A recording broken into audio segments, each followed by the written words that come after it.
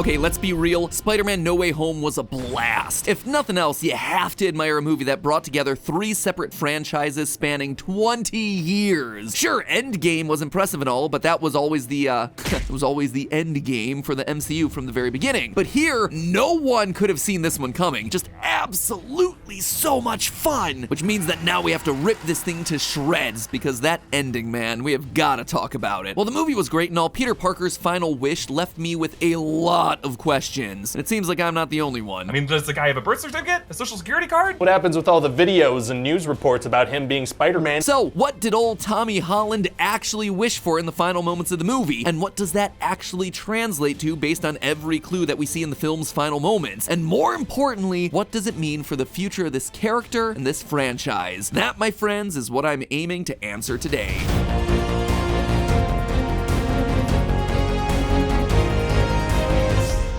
Hello, Internet! Welcome to Film Theory, where I use my Peter Tingle each and every week to spot and solve lore mysteries. Obviously, get your minds out of the gutter, guys. Okay, so Spider-Man No Way Home really needs no introduction at this point. It seems like everyone in the world has seen this thing. Probably has, actually, considering that it had the #2 opening weekend of all time of any movie ever. That is insane. In fact, it only took that one single weekend to make it the highest grossing movie of 2021. After a year where theaters were really struggling to find their footing, the old webhead proved that people were willing to come back, provided you have a huge IP, pay off one of cinema's biggest cliffhangers, and tap into 20 years of built-up nostalgia. You know, no biggie. But this movie really does have it all. Lots of bad guys come together, Tobey Maguire getting his back cracked, great power, great responsibility, all that stuff. Really solid across the board, but gotta be honest here, anytime you tamper with the multiverse, you're gonna be getting some questions from lore nerds like me, and this movie leaves open some big ones. Questions that I aim to definitively answer today. Or, you know, as definitive as I can until they retcon something to fit the ongoing narrative that they're looking to tell. First and foremost, why are we only seeing the villains? As a reminder, the entire premise of the movie kicks off when Peter Parker asks Doctor Strange to cast a spell that makes everyone forget that he's Spider-Man. After Peter tampers with the spell one too many times, it breaks the fabric of reality, opening the door for villains like Lizard and Dr. Otto Octavius to come through from other universes because, as the movie tells us, they knew the Spider-Man Peter Parker connection. At least most of them did, prompting our first major discussion here. Electro is a bit hazy on this point, since in The Amazing Spider-Man 2, Max Dillon never explicitly makes the Peter Parker Spider-Man connection. In fact, it seems like No Way Home acknowledges this. There's even a joke about it where Electro, upon seeing Andrew Garfield's face at the end of the movie, says that he'd assumed that Peter Parker was gonna be black the entire time. So, is that just the writers being sloppy so they can fit in a Miles Morales joke, or are they actually playing some level of 4D chess that we mere nerds aren't privy to? Well, there are 2 possible ways to explain Electro's presence, both of which require a fair amount of squinting to make work. First, we hear in No Way Home that Electro was, and this is a direct quote from the movie that I can't play for obvious reasons, he was stuck in the grid absorbing data before his memory disappears and he dies. Now, this isn't exactly true if you go back to the source material. Electro was actually in a power grid, specifically a hydroelectric power grid. And I know science wasn't your strongest suit, Hollywood, so this might come as a shock to you, but electricity is different than the internet. I know, I was just as blown away as you are. But I guess if you're assuming that he's absorbing electricity and internet in this scene, then you could say that Max got the info through accessing Peter's online data. Maybe. Like I said, it's a pretty weak sauce explanation. The other angle here, and this is the one that I think is canonical to the story and also works with the whole I thought you'd be black joke, is that Max does know Spider-Man's name is Peter, he just doesn't know his face. In the final fight, Electro is knocked unconscious after playing the itsy bitsy spider on the power grid, because this movie just makes all the worst decisions. Gwen Stacy arrives and calls out to Peter, at which point we smash cut to Electro becoming alert and ready to attack again. When I say you turn that power on, you turn it on, no matter what. Peter. So that definitely explains how Electro knows that Spider-Man's name is Peter, but I think that there's still a missing piece here, and that's Peter's best friend, Harry, who breaks Electro out of captivity to help him take care of Spider-Man. I'm Harry Osborn. I want to make you a deal. You want Spider-Man? and I can give him to you. At this point in the movie, Harry knows that Peter and Spider-Man share some sort of connection. You took his picture. You know him. Harry most likely tells all of this to Electro after he breaks him out. So when Max hears the name Peter from Gwen, he's able to make that final connection to Peter Parker, Harry's friend that he was told about. Oh boy, there you go, screenwriters. I saved your butts on that one. Something tells me that no one really intended all of that, but it does manage to work out when you read between the lines. Anyway, putting Electro aside, I'm more interested in the bigger question: why only the villains? Why don't we see anyone else come through here, like girlfriends or best friends? In the Sam Raimi trilogy, Mary Jane knows Peter's identity all too well. Go get him, Tiger. And in The Amazing Spider-Man, Gwen Stacy treats it like it's the most casual thing in the world. Consider coming in through the lobby. The best friends in these movies also tend to know. The Harry Osborns from both universes know Peter's secret. First we'll see who's behind the mask. Peter. So was this just a decision made out of convenience, or is there an actual in-universe explanation for it? Well, believe it or not, but this one actually lines up pretty well with the lore. I don't know, again, if this was intentional or not, but as Doctor Strange prepares his magic, Peter requests that his girlfriend, his best friend, and Aunt May all get exempted from the spell. So MJ's gonna forget about everything we've ever been through? Oh my God, Ned. Oh, my Aunt May should really know. Stop talking. And so Strange removes them from the magic to try and meet Peter's request. However, when the whole thing goes haywire and people who knew Peter's identity start crossing over, those people are still eliminated. As such, all the girlfriends, best friends, and aunts aren't included and therefore don't cross over into the MCU. Was it intentional? No, probably not. Is it a cool coincidence that helps explain the rationale for that part of the movie? Yeah, I think so. One of the other things the movie just kind of glosses over that I thought was interesting to think about was the implication of curing all of these characters. The whole second act of the movie is Peter sacrificing and losing everything, including Aunt May, to try and cure these villains, working under the assumption that he's saving their lives and giving them a second chance in their own universes. Except, nope, that is decidedly not true. The Sandman doesn't die in his movie, so kind of a lost cause there. Same thing with the Lizard, who already is transformed back into a human by the end of his movie, so redundancy is redundant. That leaves Electro and Green Goblin, neither of whom want to be cured, which opens a big ol' can of ethical worms about forcing a cure on individuals that don't want to be cured. But worst of all, perhaps, is the situation for Doc Ock, who, if you actually look back at the original movie, wouldn't be saved at all. In No Way Home, he says that he's portaled over into Tom Holland's reality in the middle of a battle against Spider-Man. Specifically, he says, quote, "Spider-Man was trying to stop my fusion reactor, so I stopped him. I had him by the throat, and then I was here." One teeny tiny problem with that: by the time Doc Ock has Spider-Man by the throat in Spider-Man 2, his fusion reactor is already seconds away from exploding. It is far beyond the point of saving. The good doctor himself is mere seconds away from his own redemption at this point. Listen to me now.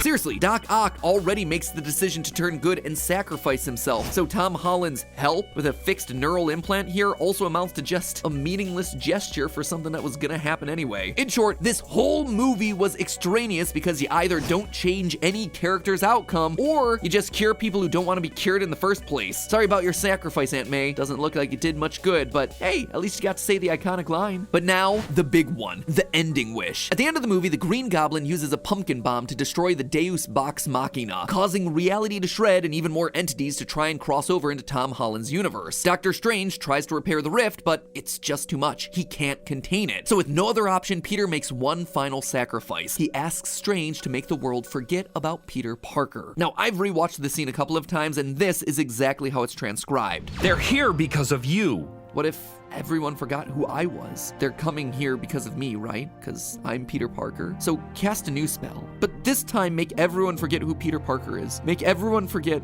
me. That would mean everyone who knows and loves you would have no memory of you. It would be as though you never existed. And it works. The rift gets repaired and the world no longer knows the identity of Spider-Man. Hooray! But it comes at the cost of MJ, Ned, Happy, and all the others having no clue who Peter is. So it's just a simple memory wipe spell, right? What's so complicated to understand about that? Well, if only it were that simple. As Peter and Disney are more than happy to remind us of repeatedly throughout the movie, Peter is the most famous person in the world at this point because Mysterio outed him as the identity of Spider-Man. And he did this in the form of a video. Did that video get wiped away by the spell? Sure, let's assume that it was. But then what about all the other physical evidence of Peter Parker? Before the big climax, Peter takes a selfie video that gets broadcast out to the world. Does that disappear too? Or his text messages to MJ? Or Flash's book? Are those those all just gone? What about his application to MIT? The simple answer here would be that the spell dusted all of those things too. All physical traces of Peter Parker just poof away. Like Dr. Strange said, it'll be as though you never existed. Except yet again, it's not that clear cut. We see in the final scenes of the movie that MJ is wearing the broken Black Dahlia necklace that Peter gave her in the previous movie. In addition, we learn that both Ned and MJ have gotten into MIT, something that Peter had a direct hand in earlier in the film. So it seems like his physical actions have had some sort of memory on the world, even if the world doesn't necessarily remember him. So maybe Peter's just gone then, right? Everything he touched and altered up to that point stays, but anything with the name Peter Parker on it's just dusted away.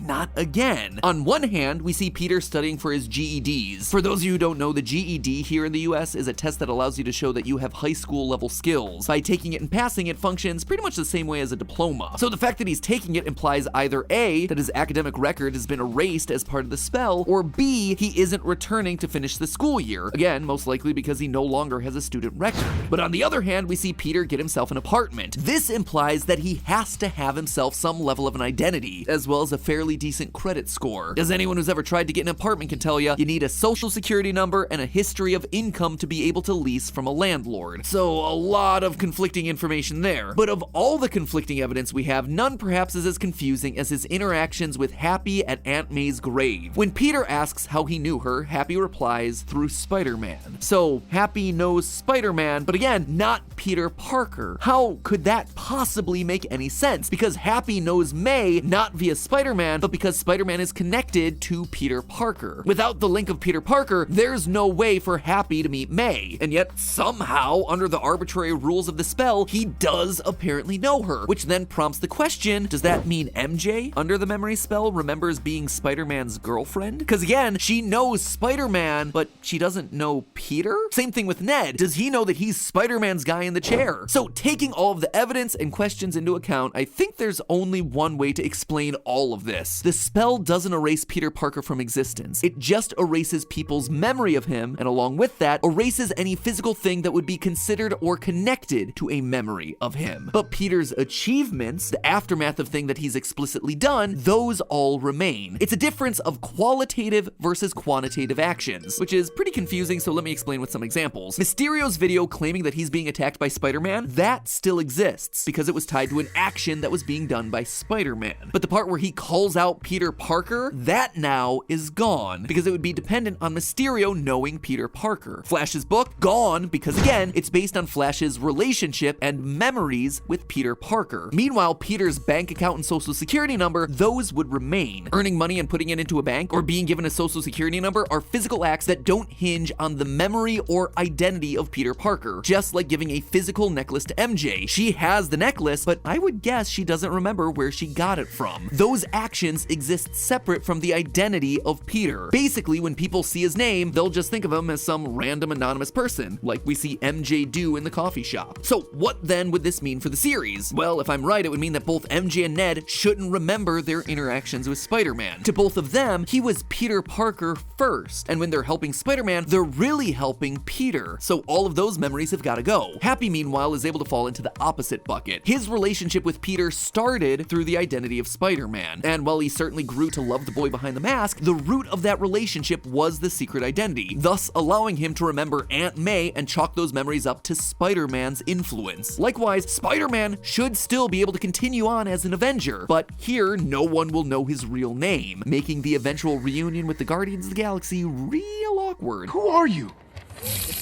We're the Avengers, man. But to me, what's probably most interesting about all this is how it relates to the Vulture. As you might recall, he's the biggest dangling threat in the series, the only one who knows Spider-Man's identity and who keeps getting teased as pulling together a Sinister Six. This? It's not on you. It's on our little spider friend. I've got some boys on the outside who'd love to meet him. In fact, he's so important that he's being used to market the upcoming Morbius movie. Hey, Dr. Mike. You and I should stay in touch. leaving many to question whether Morbius is now a part of the MCU, and Sony's response thus far has been, yesn't? They're being real cagey about it, but in reality, no, he's not. This is all just a fake out. By the rules that we've just gone over, the Vulture wouldn't know Peter's secret identity. The scene in the car in Homecoming would be a forgotten memory. As such, all of the teases from both Morbius and Tom Holland's Spider-Man movies should ultimately amount to nothing, and moments in trailers like this are just more instances of movie studios pulling boners. That's a Ralph boner, for those of you who don't get the reference. You're Ralph Boner? Boner. All of it fake outs to sell tickets. So there you have it, friends. No Way Home. A lot of seeming gaps in the plot that just squeak by getting solved if you look at them deep enough. Well done, screenwriters. You've escaped me this time. Which leaves us then with a single Spider-Man who has literally no history. What a nice clean slate to start a brand new trilogy on. One might call it a reboot of sorts. And wait, who was it that predicted that? By whatever means Wanda Maximoff zaps in during the post-credit scene to set us up for the Multiverse of Madness, the story is going to wrap up in such a way that, while there can be a path forward for Tom Holland's Peter Parker, he can also be soft rebooted. I guess sometimes even a blind squirrel finds a nut. But hey, that's just a theory. A film theory. And cut.